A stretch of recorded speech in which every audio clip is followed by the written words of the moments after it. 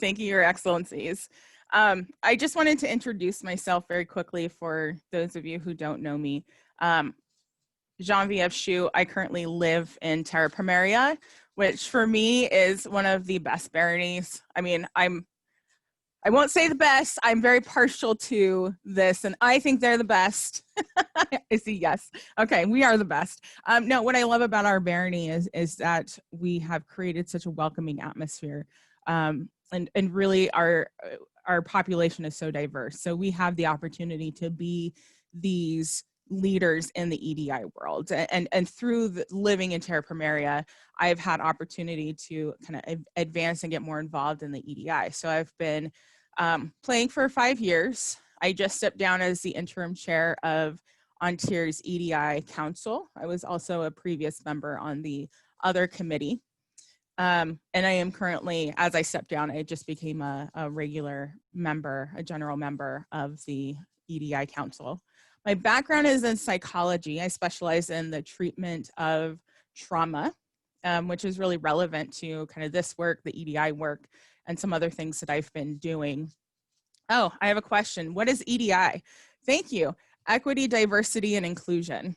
So you'll hear DEI, EDI, they're all different. I mean, it's the same acronym, just in different order.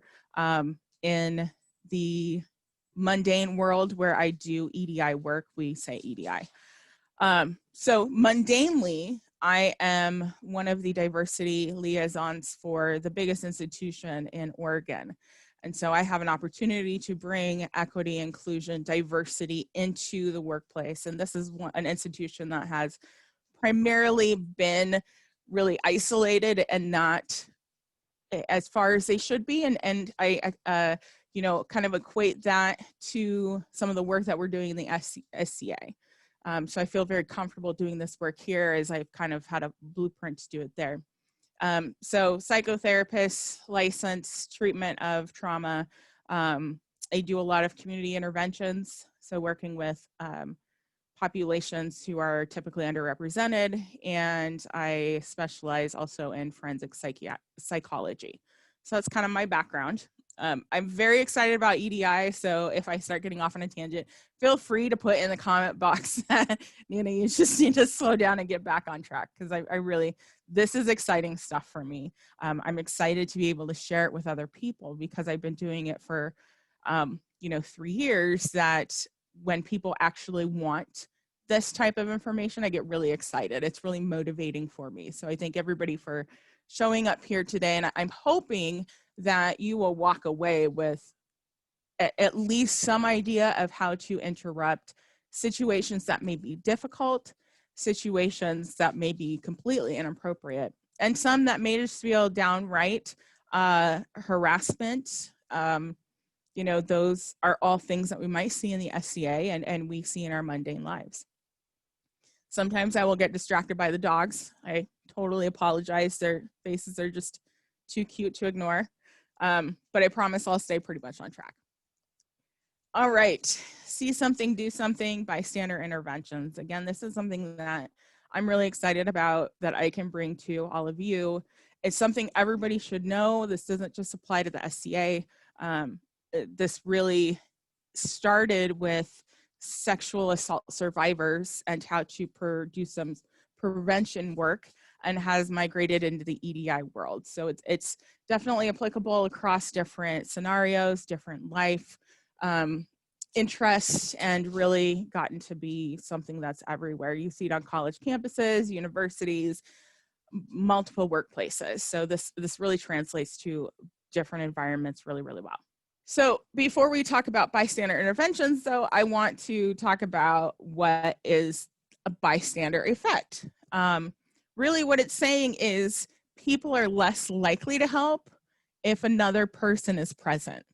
So, you know, this all started, it's all social psychology, and it started from when there was a woman in New York who was being assaulted, and 38 to 40 people were there and nobody helped. So that was the initial report, was that 38 to 40 people were listening to this happen, this person getting assaulted very clearly, and nobody helped. And social psychologists said, WTF, why didn't anybody do anything? What's happening here? Now we found out later the reports are different, but they started studying this. And this is one of the strongest and most replicable effects in social psychology, is this bystander effect. So this has been proven and replicated across all types of environments. And so many times that this is done, that this really is something that is concrete. This happens to everyone in every type of environment. Sometimes you'll hear bystander apathy. I don't really like that term. I think apathy is less of saying that people don't want to be involved. I think this is really, there are reasons why we may not get involved in situations.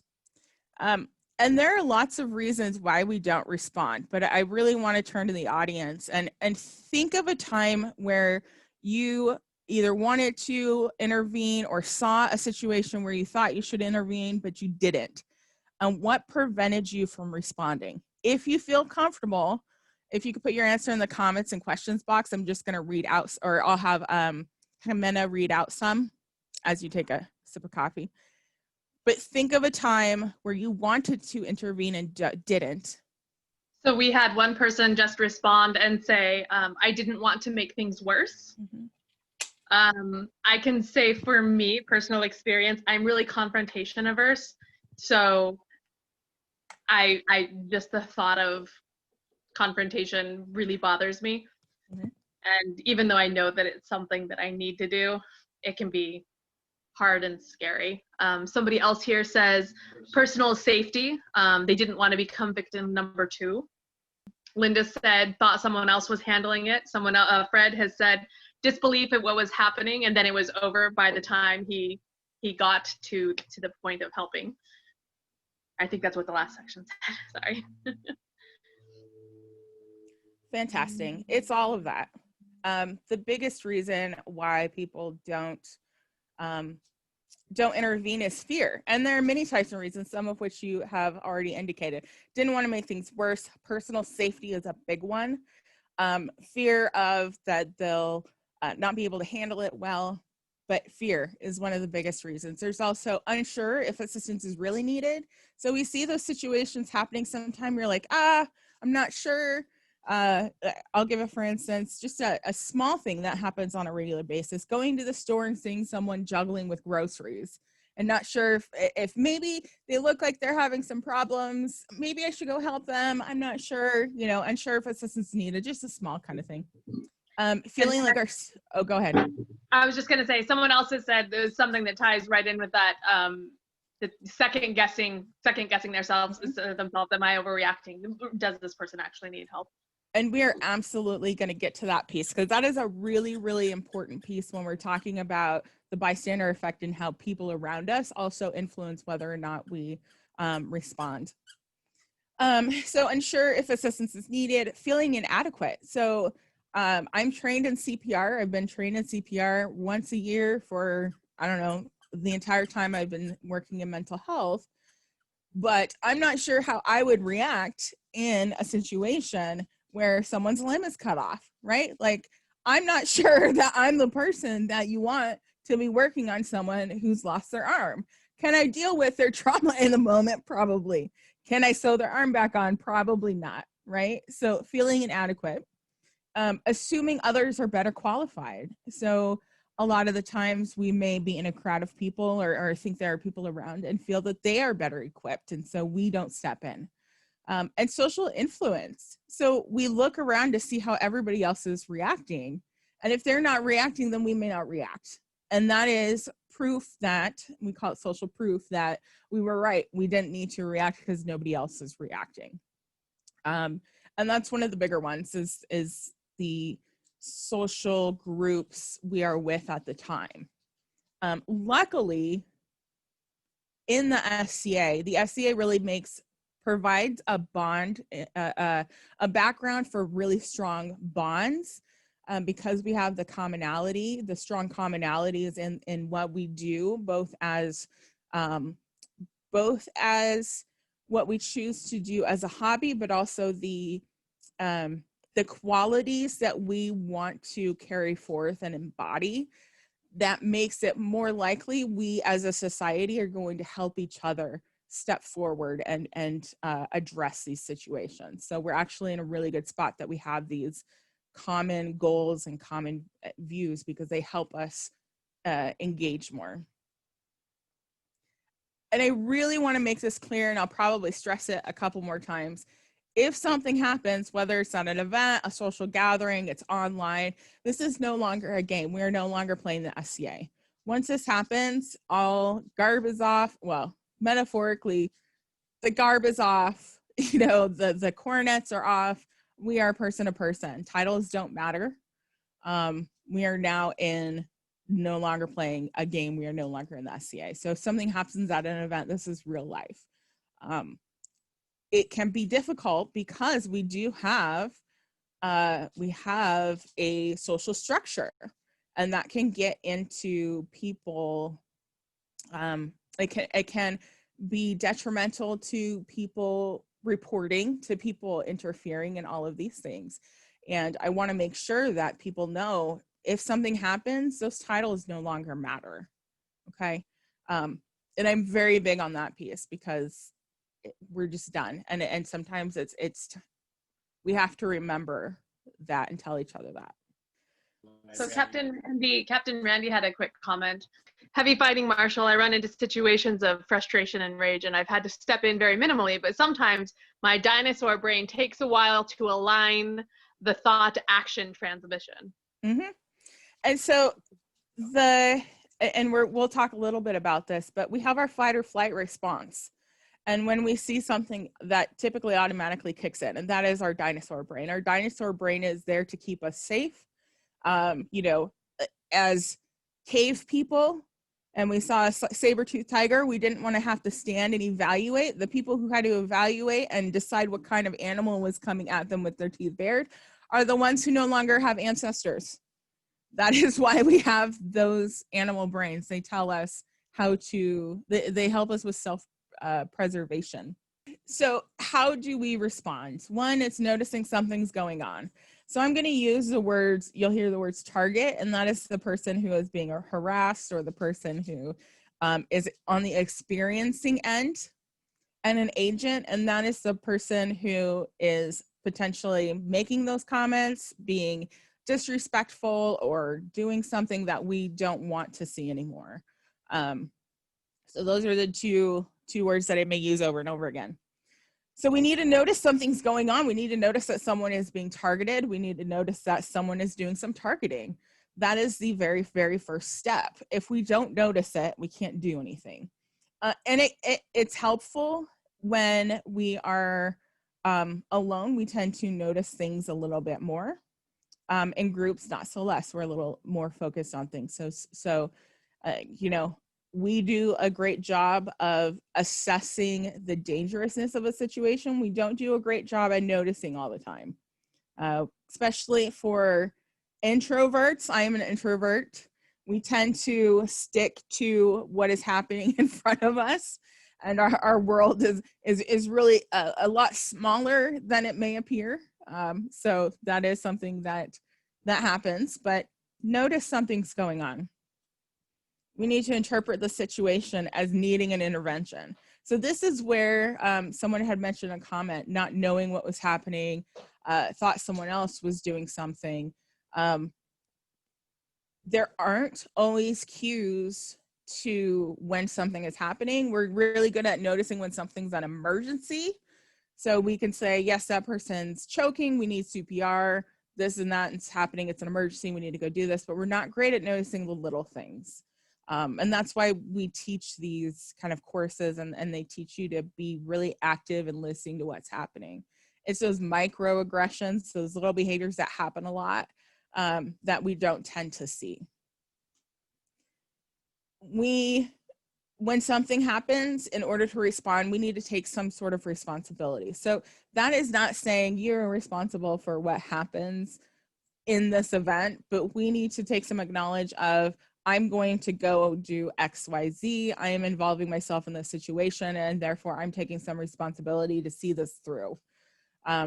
We are greatly influenced by those around us. And so that's where we, again, as groups, can help each other step in and say, if you see something, do something. I'm going to live my life this way. I need you to live your life this way as well. Take responsibility for what is happening around you. Take responsibility for the well-being of the society. If we all do that, we are more likely to respond. We're going to talk about the 4Ds, and those are really ways to assist. So over the course of years since they talked about why didn't people respond to now, there are different groups who have started using what are called the 4Ds, the 5Ds, of how to be an effective bystander and intervene in a situation. So we'll talk about those in a little bit. And then you implement your choice. So whatever you decide to do, do it, right? Not doing anything, being silent, letting the behaviors happen is complacency, right? If we are not doing something, then we are agreeing and saying those behaviors are okay. And that's not what we want, because it tells the people who are experiencing those behaviors that they just need to suck it up. And that's not the kind of place we want to be, right? We want to, as leaders in the community, and that's what I think of when I hear Sergeantry, we want to be people that will step in. We want to be people that people can report things to. Seneschals, event stewards, all those people should be people who have demonstrated that they can be someone to come to if there's a problem. Of course we look to our royalty, but we should all be those people, right? In anything we do, safety is the number one goal.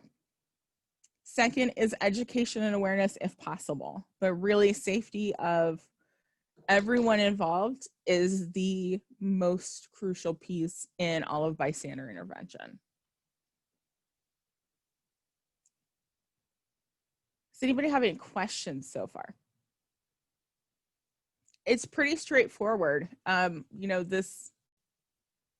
This work is difficult in practice, right? Unfortunately, in this time, we're not going to be able to practice it fully. I encourage people to do this or to think about times where they could have done this and what they could do differently. I'm going to give some scenarios towards the end where we can look at how I, who have been teaching it and who have been living and breathing it, still make mistakes and still don't do what I should be doing. So we are fallible, but we need to at least try and recognize times where maybe we didn't.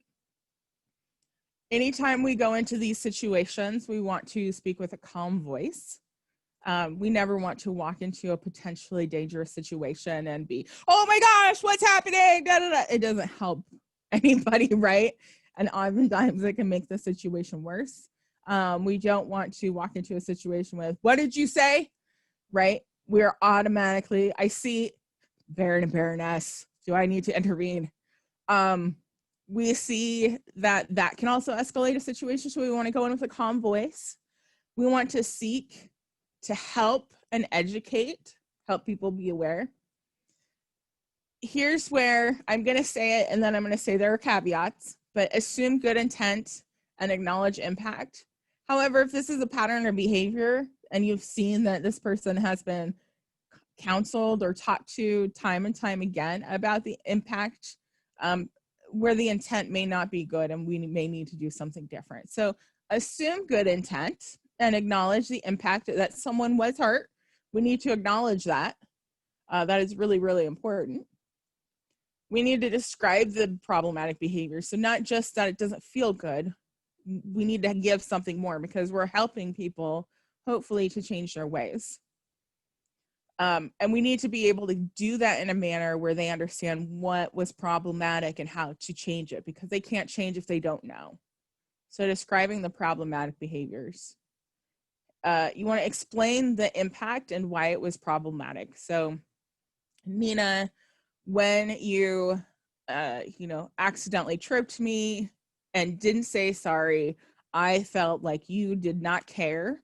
And that hurt my feelings because I thought we were friends. I don't know, making that up on the fly, but you can see what I'm doing is really trying to be as specific as possible and why I was impacted or why somebody else was impacted and why it's problematic if we don't say sorry to each other. when we do something that may have hurt someone, we're not much of a community, and the community is going to last. And then offer alternative solutions. So if someone, I'll use the phrase, someone was recently said something about let's circle the wagons, which is not an appropriate phrase. I won't go into it now, but if you're not sure why it's not, I definitely encourage you to look it up. But, you know, hey, we're not going to use this phrase anymore. Let's say, let's get together for a quick meeting, or let's use X, Y, and Z instead, because this is a problematic phrase. Okay, so we're giving people the benefit of the doubt and helping educate them. The worst thing we can do is say, well, so-and-so does this. Well, has anybody talked to them? Is this a problem with people not understanding the behavior? Is this people who are choosing to do the behavior even though they know it's problematic, right? Like, we've seen both. We can all point to someone who can fit in either category, or maybe both. But it's on us to help people understand how they can be better people. I mean, that's what it's about, you know, in this group of misfits that we call TP. How can we be better? You know, how can we as sergeants, I should say you as sergeants, and for those who aren't in the sergeantry trial, applies to you as well. How can we help each other be better people? So I'll give a handout probably towards the end of this, but the 4 Ds of bystander interventions, these have come through groups that have specifically targeted sexual assaults and looking to give people more solid ways that they can deal with bystander interventions. Started with the 3 Ds from a place called Green Dot, moved into the 4 Ds. So there's a group, Hollaback, who uses, you know, the 4 Ds. And there's a 5th one that I'll go into, but it's more of an after kind of behavior. So the 4 Ds of bystander interventions are direct, distract, delay, and delegate. So if you can remember the 4 Ds, at the very least, the 4 Ds, you can figure out how you're going to, I see Lindis is putting it in, how you're going to react. But distract, direct, delay, delegate. Let me see if I can do a file. I should be able to. Here we go. Okay, so I just put in this infographic is a great one to show all 4 of the 4 Ds. It also has do's and don'ts on it. So I just put that in the comment box. I have something from Raven. Some of us have that rescue personality and just can't stay back. Rank or position is indeed irrelevant when bad things happen. When we had chirurgions, I'm not sure what that word is. Chirurgeon. What? Chirurgeon. Okay. We trained new people on how to be calm at all times, unless it's time to not be calm. But this applies in real life as well as mundanely. Calming people down, addressing medical emergencies, or even just preventing even one. I've actually never even thought about other people being afraid to approach a situation as something to fear. How can we help people overcome their fear? Well, how we do that is teach the 4 Ds. I mean, really, people are more likely to jump into a situation if they know what to do. And so it's not just me giving you these 4 Ds, you have to practice it. And you have to think about, well, if this happens next time, what am I going to do? So the rescue personality, I'll talk about a little bit because it does change depending on who the target is. Rescue personalities can be problematic, but follow the 4 Ds. Okay, so direct really is what it says. So you can be both passive or assertive in how you direct. So a passive could be, well, explain that joke to me because I'm not really understanding, right? Someone tells an inappropriate joke. Well, can you explain that to me? Because I didn't really get it, right? You're kind of passively saying, yikes, like, what do you mean by that, right? Or it's more of an assertive, like, that joke is really inappropriate. It is offensive to XYZ. I find it offensive. I would prefer that you not say it, or at least not say it around me. It'd be great if people wouldn't say it, but that's not our job. Our job is to say, this happened, it's inappropriate, stop it in this context, right? It gets the message, the direct approach gets the message across really loud and clear, especially if you're doing the assertive, because you're actually directly addressing this behavior. And it identifies the problematic behaviors. So you're helping people understand why what they're doing is problematic.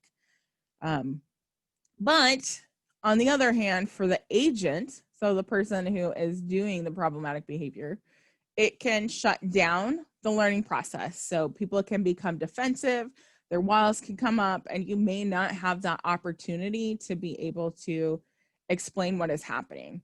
And lastly, it can escalate a situation. So direct is one of those that you would make sure you are not in a dangerous situation. This is not the one that if there's physical violence happening that you would want to be direct. You might want to scare someone enough that they kind of step back, but now is not the time to confront the behavior. You're going to escalate things and more likely than not.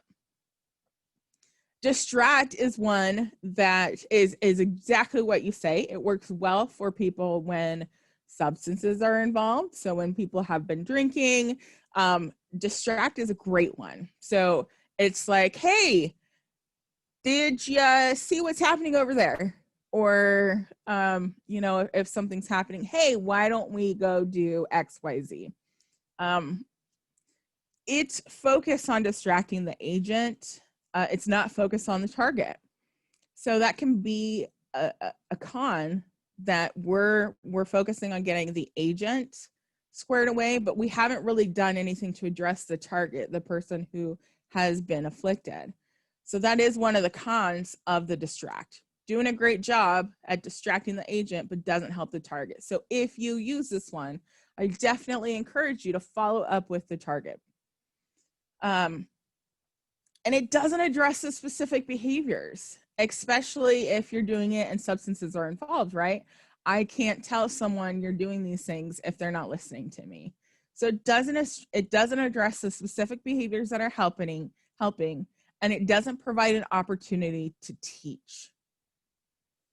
And again, it doesn't help the target. We're not, unless you're checking in with the target later, this is one of those that you're not, this is one of those that you're going to lose kind of what's happening and the opportunity to help a target heal unless you actively remember to do so.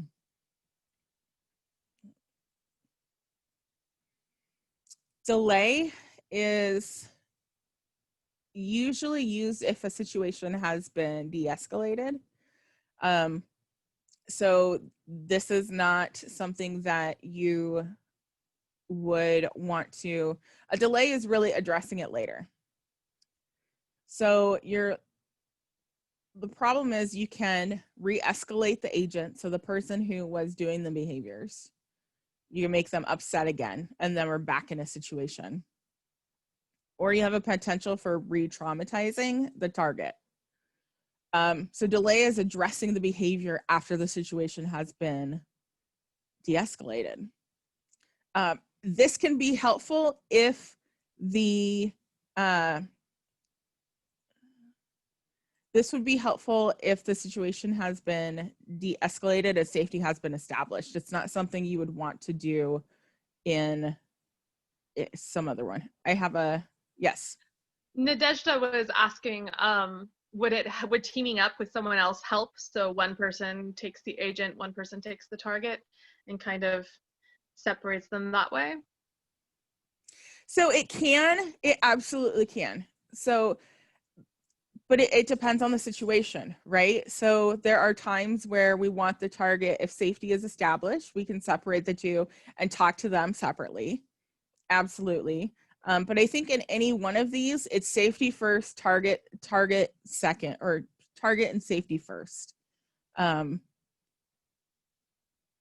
guess I'd need, if you had some specifics that you were wondering about, that would be great. In the 4Ds, we're really talking about, though, a 3-person. So it's you solo is where we tend to start, because the more people you have, the better off you are. Absolutely. So if you're at an event and let's say you're the steward, if you can grab someone and help diffuse the situation and then check with people separately, that's always going to be great. The 4Ds were specifically initially designed for, I'm a single person coming up on this situation that's happening between two people, because that's when we have more likely have problems interacting. That actually ties nicely into Captain Randy had a question. Since the constabulary has gone away, he was asking what the who do you go to next, for like SCA liability purposes. And the answer is, if you're in a situation and you need help, your event steward and your seneschal are the two, like those are the two pillars. You can always come to, if you're in the barony of Terra Pomaria, you can always come to who, then Clovis or myself, and we will also go and help or find the seneschal. But for teaming up purposes, if you need an official backbone with you, your event steward and specifically your seneschal, baronial, principality, kingdom level, any of them, they are the legal word, so Right. they can remove people if necessary. So. Right. The event steward has the authority to kick somebody out of their event. Yes. The reality is, like, those things can be figured out, but the behavior has to be addressed first, right? Like, you've come across something, we need to figure it out now, and then absolutely grab whoever you can. And so the 4th one actually works really well with that. So we talked about delegate. That's the one where you're saying, whoa, I came across this situation. Seneschal, I need your help. Event steward, I need your help. This is finding someone who may be better equipped to handle the situation, or whose job it is to handle the situation. That may not happen in the moment. In the moment, you might be distracting the person and checking in with the target, and then later you're delegating by, say, sending a report. So delegate may not be an in the moment one that you tend to use, but it is getting someone, I don't want to say higher, but someone who has a higher status of some sort involved. So if you're at work, maybe your boss, maybe HR, right? The problem with these is that we may not know how the situation works out. We just may not. And that is something that we have to be okay with just reporting. And it happens a lot. The SCA is not special in that time. If I report something to HR, I'm likely never going to find out what happens. And we have to be okay with that, because the most important thing is getting it reported. The most important thing is making sure that we are showing a pattern of behaviors. So being okay with how the situation, not knowing how the situation works out if we do a report. We may not have an opportunity to educate the person who is doing the behaviors if we're delegating. I may not feel comfortable addressing it, so I may go to my baron and baroness and say, I don't feel comfortable addressing this person. Would you please do this for me? That's another form of delegation. So it can happen in a variety of different ways. It's good if you're starting to get your feet underneath you. If you're not sure that the situation is something that should be addressed, this is another good one to use, is delegate. So I want to take a moment and specifically ask if there are questions about the 4Ds, because it's a lot. I'm really trying to cram minimum 4-hour training into an hour. Yeah, so Raven said this is a really great handout, and it is. And you can find those types of handouts anywhere. I like those ones, that specific one, because it has the do's and don'ts where we're going to get into here in a little bit. How do I practice these normally? Typically in a in a classroom setting, I would have people do in the moment interventions. So I would choose what type of behavior is going to happen, and I have my second person, so my actor that I've planted, and we would do a situation and have someone come in and choose how they're going to address it, and then we as a class talk about it. If you're just wanting to practice at home, bring up some events, bring up some instances that you maybe witnessed at an event or something you heard about, and say, like, how would I do this? Because part of the 4Ds is not just about practice. It's like athletes. If you're not practicing, whether doing it in person in the moment or you're not visualizing, it's not going to become habit. And that's the piece that the 4Ds really stresses, is making sure that this is habit. So when you come across a situation, you know, okay, this person looks uncomfortable because XYZ. I've seen these behaviors, you know, their arms are crossed, and here's how I feel comfortable. I, as a person, feel comfortable doing this. Everybody has their style. So there are some situations where I've had to use all 4Ds, where I've had to talk to someone and it's not working, and I know it's not working, so distract them long enough that I can go move the target, talk to the target, and then later have to delegate and say, hey, I need you to talk to this person. I can't do that. It's not a one and done. Oftentimes it's not a one and done unless it's stranger.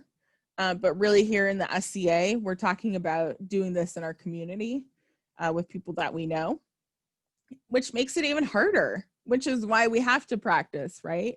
We have to know what we're going to do when we come up on these situations. So thank you. Practice some whatever. Grab some friends. Like, grab some friends. I know we're social distancing, but what a great way to have a social distance barbecue and practice the 4Ds. Like, how fun would that be? I think it would be fun, but that's fine. But really, like, practice, or at least go over them in your head and know what you feel comfortable doing and how you're going to do it. The last one, so some of the places that you'll find, because it's important for them, is documentation, is the 50. The reason I don't have it, I don't teach it in all of my stuff, is because it's not relevant for everyone. It depends on the situation. I also encourage people to seek guidance.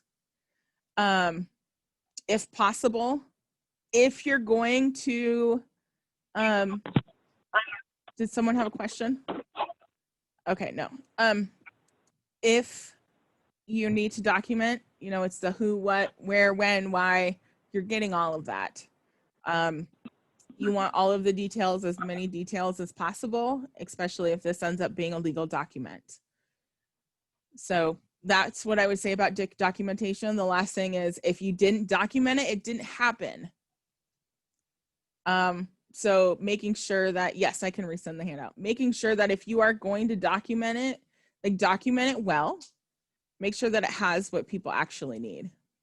Some people are asking for the handout, so it's in the earlier chat. However, let me resend it. It really is something that I use for all my classes. We have some that I make specific to the places that I'm teaching at. So for my work, I may have something that has HR in it. So there's the documentation piece. What? I was also going to say, as far as the handout, we will try to throw a link in when we put it up on YouTube. We'll throw a link into the notes on the YouTube video as well. So okay, if people aren't able to access it right now, or they can always email us and we'll take it and shoot it to them that way. Fantastic. And I had someone, Perez, it can help clarify if there are disparities in accounts later. Yes, documentation is great for that. Documentation is helpful if you're going to do a report later, both mundane report. So if you're doing a police report, or if you're having to do a grievance, all of that is helpful. Documentation is helpful if you are online. I do screenshots. If there's something that I'm not sure about, I may do screenshots. The desk just says, or having to tell someone's peer, right? You know, documentation can be really important depending on the situation. Recently, I had the police come to my house because there was something happening in the neighborhood. And she's asking me these questions that I'm like, oh, wait, let me check my phone.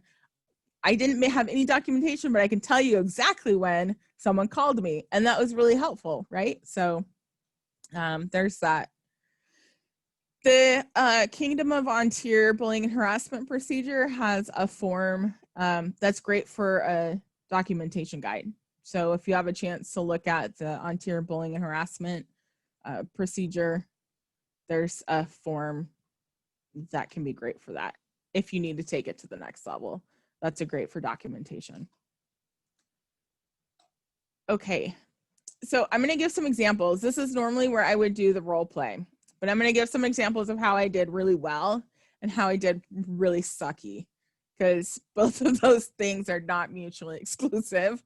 I can do both in the same exact situation, but so I'm going to give two SCA and two non-SCA. So I was at a concert in Portland, and there was a man who was obviously inebriated, and he was towards the front of the stage, really bumping into people, and he bumped into a child who fell down. Everybody was getting really upset. In my mind, I went to okay, he's bigger than me, right? I'm fearful that if I go talk to this drunk man, that he's bigger than me, if something happens, I'm not going to be able to take care of it.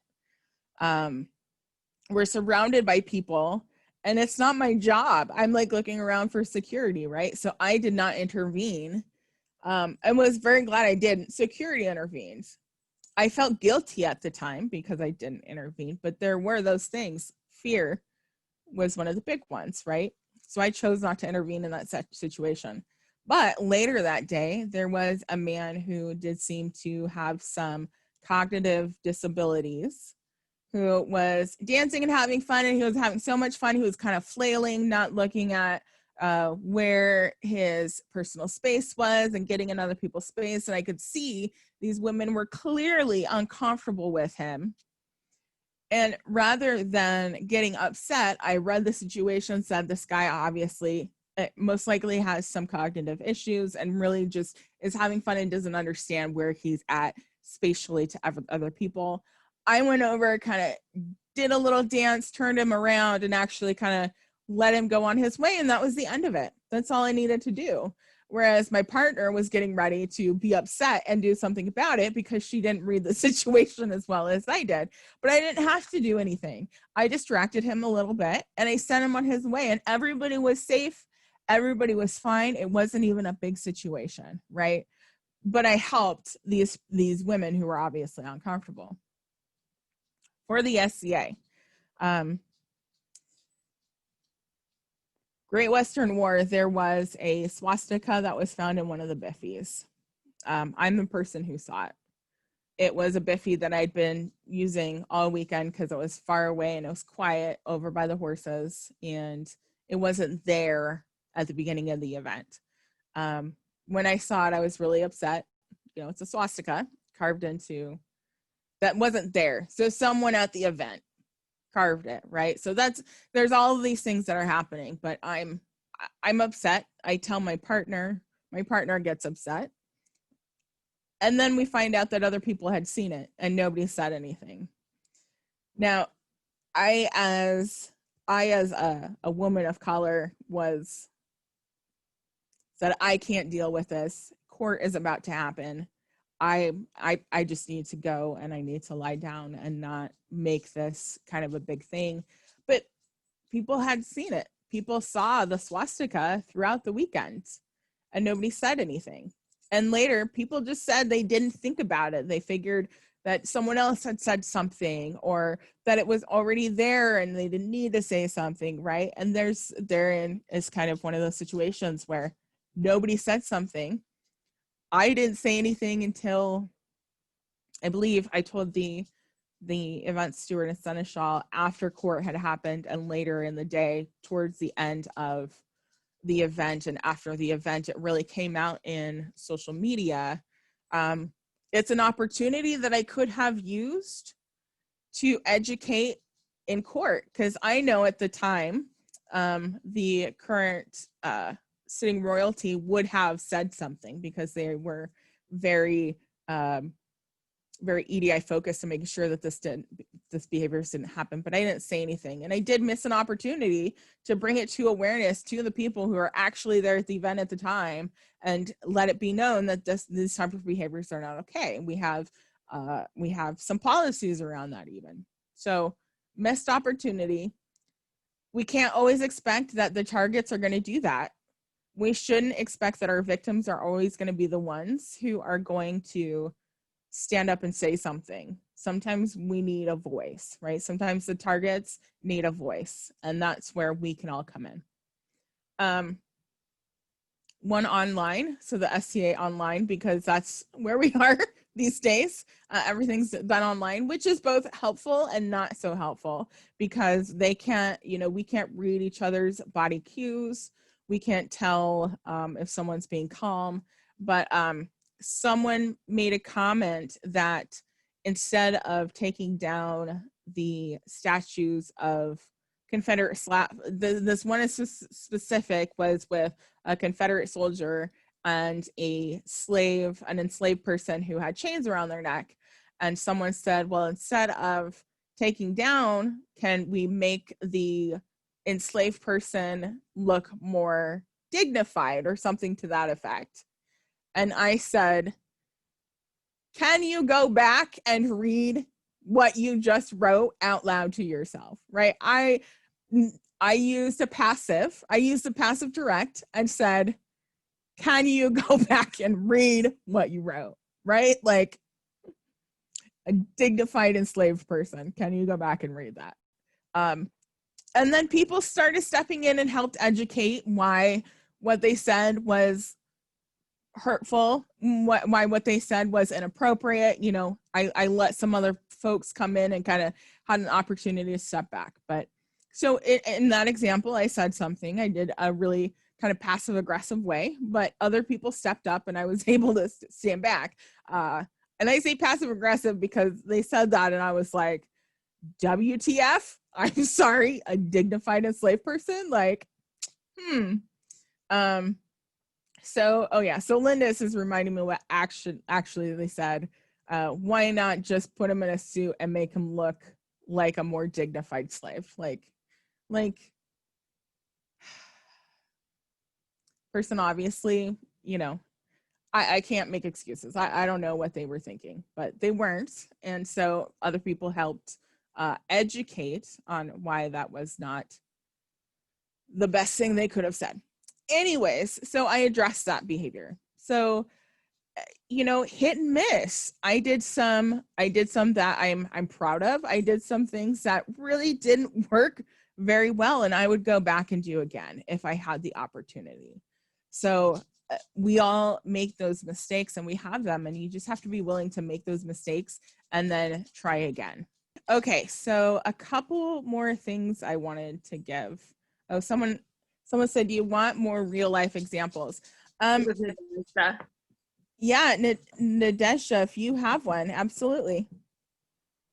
Can you hear me? I have not tested the microphone on this thing. I can hear you. Okay. So early in my career, autocrating a small event, Sunday morning, 7 o'clock, I hear in a tent a mom yelling at her child. And we've had problems with this person before all weekend, but she was just out of control. And then I hear the distinctive sound of a slap, right? And there's only one way that slap could have been going. This, like I said, this is many, many years ago. I didn't know what to do, but I knew something had to be done. So I ran and got Berengar. Because Berengar has had experience with stuff like that. And told him what was going on, and he went over and interrupted her and took care of it as much as we could do. Mm-hmm. So if you see something, if someone sees something and you yourself are not good at that sort of thing, but you know someone who is, go get them. And, especially if it's off in the corner or there's nobody else around, and that behavior wouldn't be happening if there were people around, go get someone you know can handle it. anyway, Absolutely. that was a wake up for me in the SCA. It's like, oh my gosh, my bubble has burst. No, thank you for that. It is never, you never have to do it alone if possible. You know, we are a large enough community that most people go to an event with someone or know someone at the event. At the very least, you can find the seneschal, but grab someone. If you're not sure, grab someone, right? I want to do a couple do's and don'ts that are really important when we're talking about that. And I believe they're on the back of the handout. Again, safety is number one. Do keep both of you safe. That is the first. If we can educate second, that's great, but keep everyone safe. Make your presence known. So some people have just generally large presences, and it has nothing to do with stature. They walk into a room and you feel it, right? This is what you can do to the target or the agent. So you can either make contact with, like eye contact with the target and let them know, I see you and I see what's happening. And or maybe it's just letting the agent know that I'm standing here and I'm listening to what you are saying. So you need to be aware that other people are listening, right? Make your presence known. It can be really helpful. And sometimes it can just take a presence to diffuse a situation. So do it. However you need to do it, however you feel comfortable, make your presence known. Take your cues from the target. So this is where people with rescue personalities may have a hard time, is we don't always need to rush in. Understand that some situations, people may not want your help. People may not want your assistance. This is when you can take cues. Is the person looking uncomfortable? Are they like kind of shying away? Are they looking like they're scared? You can see some of those body cues and act accordingly. Now, on the other side, I never want someone to not do something. It is better to interfere and say, and have someone say, thanks, I don't need you right now, versus not reacting in a situation at all. Because silence is agreement. Not acting is complacency, right? We don't want that to happen. It says don't call the police. And I want to put special caveats. In DV situations and for people of color, calling the police, domestic violence, and people of color, in those situations, you can make it 10 times worse. If you're not sure why, we can have a conversation afterwards and I can, give you some instances or look at some of the news kind of things that are happening, especially in domestic violence. You can make the situation worse. And if the victim has to go home, it may be 10 times worse. I can speak as a domestic violence survivor and also as a person of color. Police presence can often make the situations much more worse than they would have been. So ask. You can always ask and say, do you want me to call the police, right? And there's no harm in asking. That's okay. Better safe than sorry. We also, we had a comment from someone that disrupting parent-child disagreements or interactions can be the hardest for them, because I believe the person said that they're not a parent and don't feel totally qualified. Mm-hmm. That is true. I don't know, as a parent, I can say, like, you can tell if the interaction is bad. Like, you can tell if it's going to harm the child, I guess, would be something that I would say. And I think Nadezhda had a really good example of finding someone who has experience with that particular type of interaction. But I'm sorry, that came up in the comments. So no, thank you. I missed that one. I absolutely. I don't have kids. I have nieces and nephews, but I do not have kids of my own. And so if that were to happen, I would grab someone I know who's parent and say, hey, this is happening. Is that normal? Is that typical? Does this mom, this dad, this caregiver, whatever, maybe this person just needs a break. And I can say, hey, can I give you a hand? Maybe that's all they need. And the situation is diffused, right? Who knows? But you can always grab someone who is more knowledgeable. Absolutely. don't escalate the situation. So if there's, you know, if we're to the point where we're yelling, the last thing we want to do is have a yelling match. We don't want anybody, you know, if someone is inebriated, we don't need to go in and make the situation worse. Again, though, don't do nothing. We have to do something when we see these things. So that is 7:58. Woo! There are some resources on there, but I also wanted to bring some attention to some of the others. Our grievance procedure, it doesn't matter what you think of it, for good or not, it is what it is, use it. The bullying and harassment policy and procedure, I know for a fact that the folks who worked on that, some of them, including my partner, are trained in dealing with trauma. Is it the end all be all? It's what we have. I think people don't know how to use it. And so we need to become familiar with those, especially as sergeants or people in leadership positions, right? The People's Response Team from Chicago, Illinois, they are doing a lot of great work with community policing.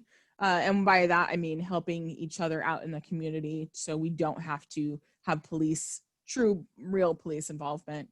Hollaback, Green Dot, American Friends Service Committee. So a lot of those are on the handout. Those are some great resources. There are tons of resources if you work in universities, if you work in colleges. There are so many more. People are picking this up. Domestic violence, sexual assault places, they are all doing curriculums. They're all doing handouts.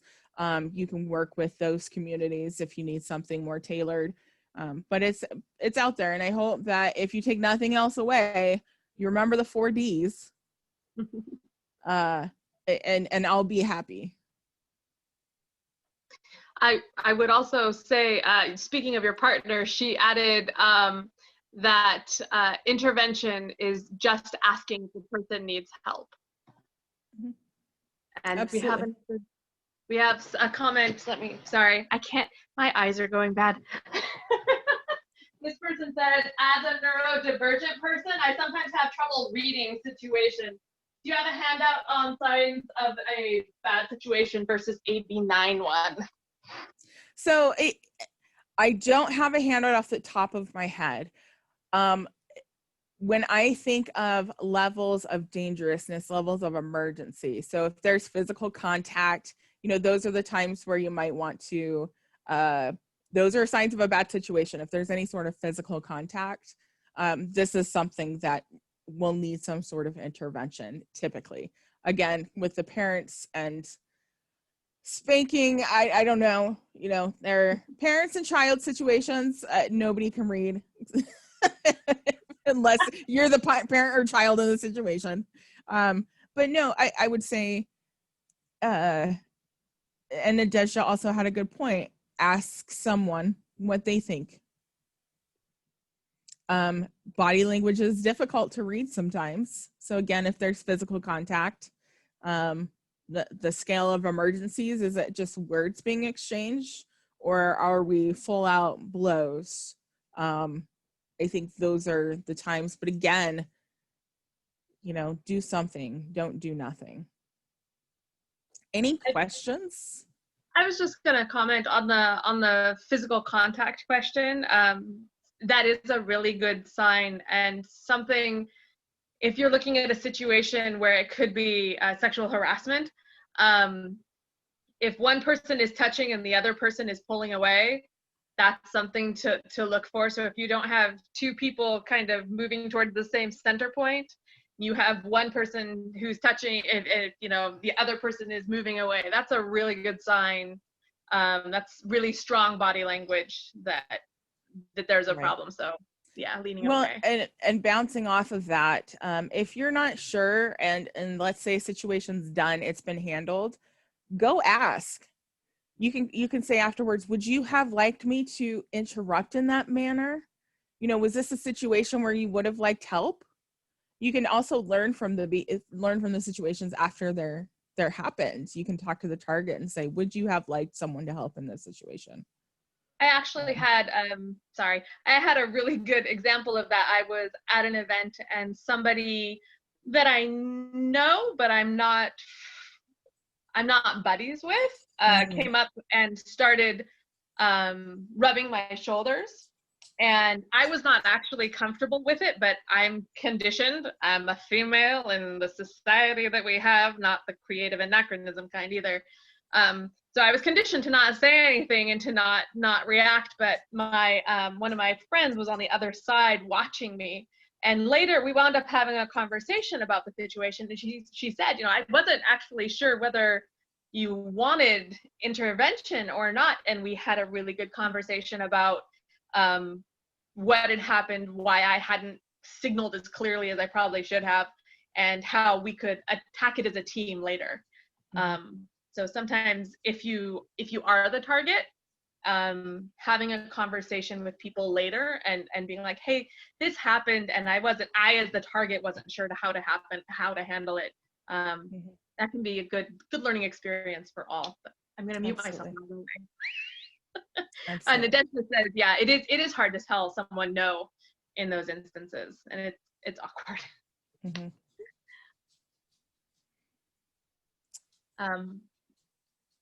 That is all I have. There's still some comments rolling in, I see. Fred said, I think it would also be okay if you asked a third person for their help or opinion if you thought something was sketchy. I definitely team up, back you on that. All right, so we know if you're having trouble, find Fred. So I hope you know, you just volunteered yourself for the rest of your SCA career. So go find Fred. That's your answer. You don't have to remember anything else I taught. Just go find Fred. I'm good with that. I'm ex-Navy. I've had to deal with lots of kinds of crazy stuff.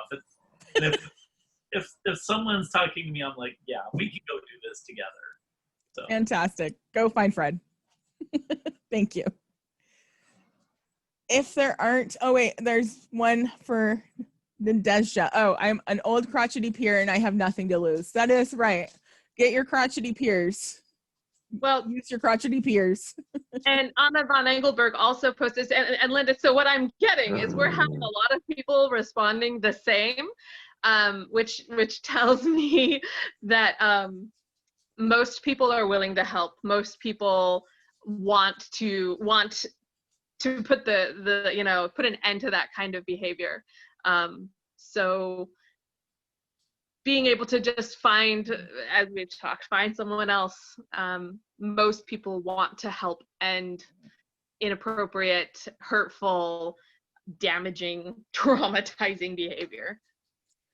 Absolutely. And they find that people, we are more likely to help each other if we're invested and if we know the people. So if you say, hey, Jimena, I need your help, more likely or not to ask because we know each other. We have a common goal of keeping the SCA safe.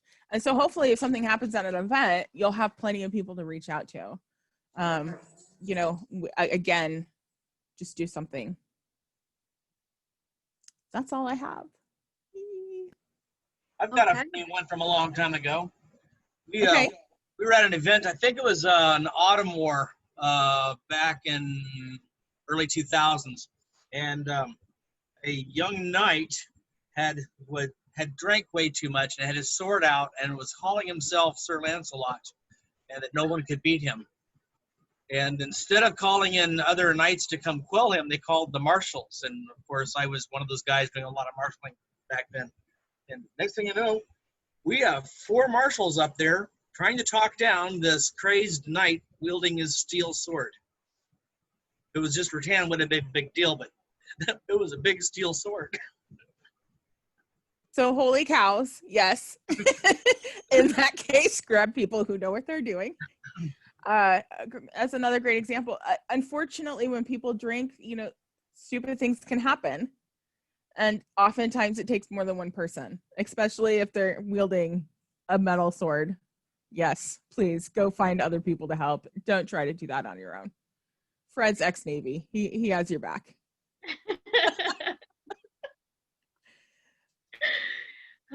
Anything else? I can't notice what a lovely dog you have, by the way. And also, Lucy says, thank you for presenting this class. And I have to agree, Clovis and I have been looking forward to this class. we know how important it is, not just in the SCA, but in real life. It's hard. It's hard, and it's important that we start the conversation, and that we start having role-playing practices. We should have a barbecue. Absolutely, absolutely. Yeah, and Nadezhda also reminded, for drunk folk, you can find someone that they have respect for is higher in their chain of fealty, right? There are several ways to find help. We just have to start getting used to, one, asking for help, and two, acting on these situations. So thank you, everyone. You did a wonderful job. We appreciate it so much. And Okay. thank you everyone for joining us too. We are really heartened by the fact that our EDI classes are the ones that have the most people, because it tells us people care. Want the best And to say. if you have more questions, you can find me on Facebook. You can also email the EDI Council at edicouncil@ontier.something.org. No. .org. Yes, we're a .org. Yes, .org. Okay. So and we have our own page, yay, on Tier's website. So there are several places. If you have any questions, you can find me. You can find others. We have the resources. Please don't hesitate to ask. And if you see something, do something. Amen. Thank you. Yeah, All right. excellent. Well, we'll go ahead, unless there are any other last minute questions, we will let Genevieve go. And I see the Traeger in the background. I don't know if Lynn is cooking tonight, but we'll have dinner. We had ribs yesterday. We had ribs yesterday. I won't tell y'all too much about them, but get a smoker, get y'all some good ribs. 6 hours. I think it was 5 or 6 hours, and nothing is better than that. Nothing is better. Well, a cold drink, but yes. The company of beloved friends. The company of beloved. Yes. Hopefully everybody can enjoy the good weather, and thank you all for joining. I'm signing off now. All righty. Well, thank you very much. We'll see you later. And Bye. yeah,